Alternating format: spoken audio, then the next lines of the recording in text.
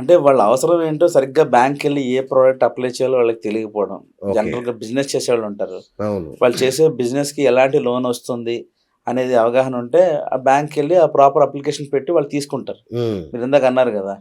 మేమెళ్తే reject అవుతుంది. మీరెళ్తే ఎలా exactly. వస్తుందని జెప్పేసి. అవును. దానికి ఇదే రీజన్. వాళ్ళు ఏ లోన్ అప్లై చేస్తున్నారు, దానికి ఏ స్కీమ్‌లో ఫిట్ అవుతుందో వాళ్ళకి తెలీదు. ఓకే. వెళ్లి లోను అంటారు. ఏ లోనో వీళ్ళకి అర్థం కాదు. ఇన్‌కమ్ ప్రూఫ్ లేదు. ఏ పర్సనల్ లోనో కావాలంటారు. పర్సనల్ లోన్ రాదు. ఆ! మీకు లోన్ రాదు సార్ అని పంపిస్తారు.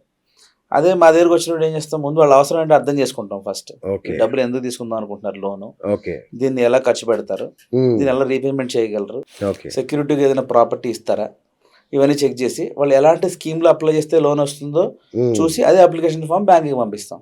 ఓకే. అక్కడ ప్రాసెస్ అవుతుంది. అప్రూవ్ అవుతుంది. డిస్బర్స్‌మెంట్ అవుతుంది. అచ్చచ్చ! సో, అదే మీ దగ్గరున్న మ్యాజిక్. అంతే కదా సార్. అంతే.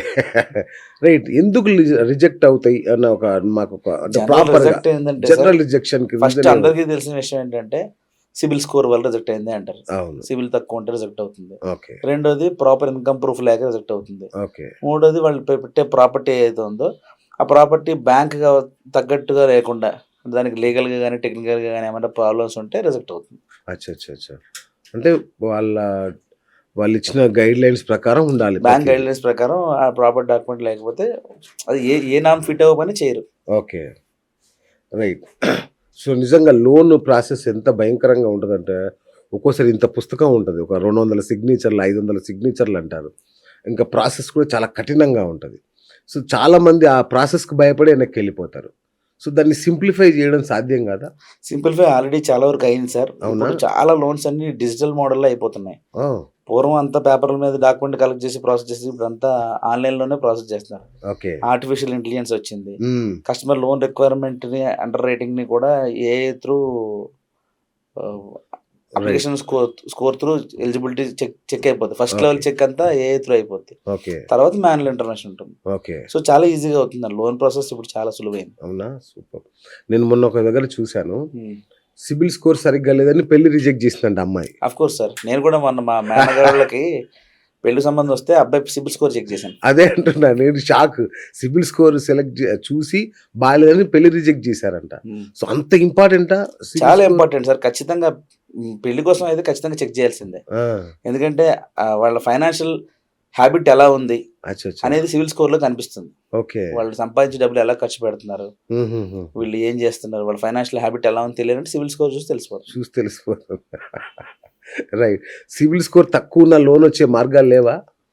సివిల్ స్కోర్ తక్కువ ఉన్నా కూడా లోన్ వస్తుంది సార్. సివిల్ అచ్చా! స్కోర్ ఎంత ఉన్నదనే దానికి లోన్‌కి సంబంధం లేదు. అచ్చా! రీపేమెంట్ ఎలా చేస్తున్నారు అనేదే చూస్తది బ్యాంక్. ఓకే. అంతే. సో, సిబిల్ స్కోర్ తక్కువున్నా గూడా లోన్ తక్కువ ఉన్నా ఇచ్చేవాళ్ళు చేయొచ్చు. ఉంటారు. ఆ! అంటే తక్కువ ఎందుకు ఉందనేది పాయింట్ సార్. ఓకే. ఇప్పుడు ఫస్ట్ ఎలా ఉంటుందంటే కస్టమర్‌కి జనరల్‌గా సిబిల్ స్కోర్ అనేది 700 అండ్ అబోవ్, 720 అబోవ్, 750 అబోవ్ ఉంటే బెస్ట్ స్కోర్ అంటారు. హ్మ్. 800 సిబిల్ స్కోర్ ఉన్నా కూడా కొన్ని కేసెస్ రిజెక్ట్ అవుతాయి. నిజమా? ఓకే. 650 సిబిల్ స్కోర్ ఉన్నా కూడా కొన్ని లోన్స్ అప్రూవ్ అవుతాయి. అప్రూవ్ అవుతాయి. ఓహో! ఎందుకు అంటే ఆయన రీపేమెంట్ ఎలా చేస్తున్నాడు అనేది చూస్తాం కానీ స్కోర్ ఎంత అచ్చచ్చా! అనేది పెద్ద అంటే మ్యాటర్ కాదు. పాత ఈఎంఐలు కరెక్ట్‌గా టైంకి కడుతున్నాడా లేదా? ఆ పాత క్రెడిట్ కార్డ్ ఈఎంఐలు బిల్ కరెక్ట్‌గా ఇవే అవును. చూస్తారా? అవునండి. ఓకే. అవే స్కోర్‌ని ఇంపాక్ట్ చేస్తాయి. ఓకే. జనరల్‌గా ఏమవుతుందంటే ప్రతి ఒక్కడికి లైఫ్‌లో ఏదో టైంలో కొంచెం డిస్టర్బెన్స్ వస్తుంది. అవును. కానీ వాళ్ళ ఇంటెన్షన్ ఎలా ఉందనేది తెలుస్తుంది. ఓకే. కస్టమర్ లోన్ తీసుకొని తిరిగి కట్టే ఉద్దేశంతో ఉన్నాడా? లేదు తీసుకొని ఎగ్గొట్టే ఉద్దేశంతో ఉన్నాడా? అనేది మన దాంట్లో కనిపిస్తుంది. ఓకే. దాన్ని బట్టే మనం చేస్తాం లోన్. తెలిసిపోతుందా? తెలిసిపోతుంది కదా సార్. ఓహో! లోన్ తీసుకొని తిరిగి కడుతున్నాడు. మధ్యలో అవును. బ్రేక్ వచ్చింది. ఒక 5, 6 నెలలు ఇబ్బంది పడ్డాడు. తర్వాత మళ్ళీ మళ్ళీ ప్రాపర్‌గా కట్టేస్తున్నాడు. అంటే ఈయన ఓకే. తిరిగి కట్టే ఉద్దేశం ఉన్నట్టు. ఉంది. ఓహో! కొందరికేమో తీసుకుంటారు. ఇక కట్టరు. ఆ! ఆ ఉన్న లోన్‌లు కట్టకుండా మళ్ళీ లోన్‌కొస్తారు. ఆ ఉన్నదే కట్టినోడు కొత్త లోన్ ఎట్లా కడతారని చెప్పి బ్యాంక్ రిజెక్ట్ చేస్తుంది. ఓకే. ఓకే. అంతే. ఓకే. ఇవన్నీ మనకు చెప్పరు పైకి. అది వాళ్ళు అడగరు, వీళ్ళు చెప్పరు. అసలు ఆ డిస్కషనే జరగదు కదా సార్. మాన్యువల్ అచ్చచ్చా! ఇంటర్వెన్షన్ ఉండదు కదా! ఓకే. అప్లికేషన్ ఎళ్తుంది, రిజెక్ట్ అని మెసేజ్ వస్తుంది. మధ్యలో మాట్లాడేవాళ్ళు ఎవరు? ఓకే. ఓకే. ఇప్పుడంతా ఆన్‌లైన్ అయింది కాబట్టి. అవును. ఓకే. Right sir. అంటే ఇప్పుడు సిబిల్ స్కోర్ మైనస్‌లో ఉంటది కొందరికి. అవును. అట్లాగే అసలు సిబిల్ స్కోర్ స్టార్టే కాని వాళ్ళు కొందరు ఇప్పుడే ఫ్రెష్‌గా అప్లై హ్మ్. హ్మ్. చేసేవాళ్ళుంటారు. హ్మ్. వాళ్ళకి లోన్‌లొస్తాయా? మైనస్‌లో ఉండడం అంటే -1 సార్. ఆ! అంటే ఇప్పటివరకు ఏ క్రెడిట్ ఎంట్రీ అవ్వలేదు. సిబిల్‌లో ఏ ఎంట్రీ కాలేదు. హ్మ్. వాళ్ళకి లోన్ వస్తుంది. వాళ్ళు స్టార్టర్స్. అచ్చా! వాళ్ళకి గూడా వస్తుంది. వాళ్ళకొస్తుంది. -1 ఉంటే వస్తుంది. ఓకే. ఇప్పటివరకు ఏ సిబిల్ స్కోర్ లేని వాళ్ళకి లోన్ వస్తుంది. వాళ్ళు తప్పు చేయలేదు కదా సార్. లోన్ తీసుకోకపోవడం తప్పు కాదు కదా! అచ్చచ్చా! ఓహోహోహో! దాన్ని -1 అంటారా? -1. ఓకే. తర్వాత ఏదైనా లోన్ తీసుకుని రీపేమెంట్, క్రెడిట్ కార్డ్ రీపేమెంట్ చేసినప్పుడు స్కోర్ స్టార్ట్ అవుతుంది. ఓకే. రైట్. సో, కొందరు అంటే చాలామంది అది స్ట్రీట్ వెండర్స్ కావచ్చు, ఇంకా కొన్ని బిజినెస్‌లుంటాయి. డైలీ ఓన్లీ క్యాష్‌తో డీల్ చేసే వాళ్ళుంటారు. అవును. వాళ్ళకి ఐటీ రిటర్న్స్ ప్రాపర్‌గా ఉండవు. అవును. వాళ్ళకెట్లా? వాళ్ళకి లోన్స్ వస్తాయా? వస్తాయి సార్. అవునా? వాళ్ళకి కూడా లోన్స్ ఇస్తాం. ఎట్లా? వాళ్ళది దీన్ని అసెస్మెంట్ ఇన్కమ్ ప్రోగ్రామ్ లేదా లిక్విడ్ ఇన్కమ్ ప్రోగ్రామ్ అంటామండి. అచ్చా! అంటే బ్యాంకుకి సంబంధించిన క్రెడిట్ టీమ్‌లో ఓకే. సమ్ చార్టర్డ్ అకౌంటెంట్స్ ఉంటారు. ఆ! వాళ్ళొచ్చి కస్టమర్ బిజినెస్ ప్రెమిసెస్ దగ్గరకొచ్చి వాళ్ళ బిజినెస్ అబ్జర్వ్ చేస్తారు. వాళ్ళ బిజినెస్ ఎట్లా చేస్తున్నారు? డైలీ ఎంత టర్నోవర్ అవుతుంది? ఈ బిజినెస్‌లో ఎంత ప్రాఫిట్ వస్తుందని మాన్యువల్‌గా ఒక balance sheet, profit and loss account ఆ రోజు తయారు చేస్తారు. అచ్చా! దాని మీద వాళ్ళ ఇన్కమ్ ఎంత వస్తుందో లెక్క చేసి, దాని నుంచి ఎంత ఈఎంఐ కట్టగలడో లెక్క చేసి, దానికి తగ్గ లోన్ ఇస్తాం. ఓహ్! ఆ స్థాయి దాకెళ్ళిపోతారు. హ్మ్. Okay. Super.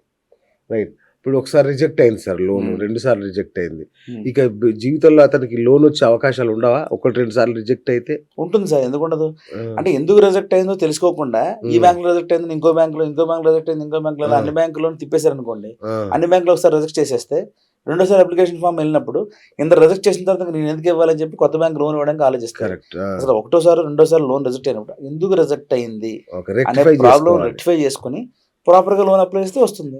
Okay. Okay. Right. Check bounce issue ఒకటి.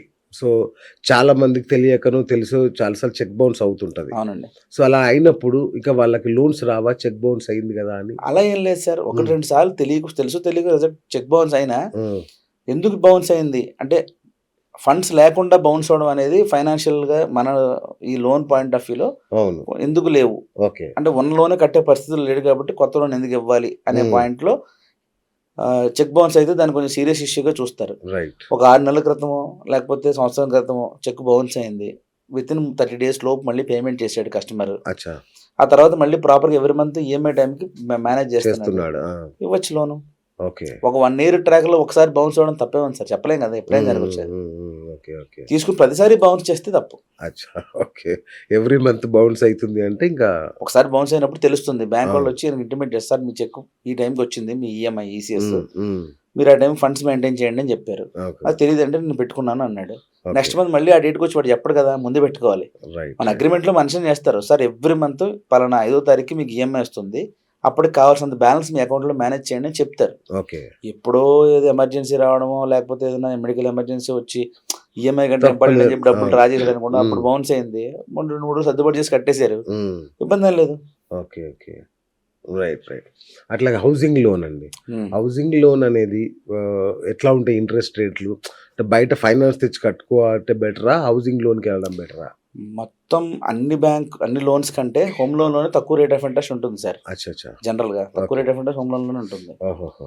బ్యాంక్ లోన్ తీసుకొని కట్టుకోవడమే మంచిది. ఓకే. సో, 8%, 9% అట్లా. ఇప్పుడు 7.15 నుంచి కూడా స్టార్ట్ అయినాయి. ఓహ్! కొత్త రెపో రేట్స్ వచ్చిన తర్వాత అచ్చా! Starting rate 7.15 okay. Based on CIBIL score. Okay.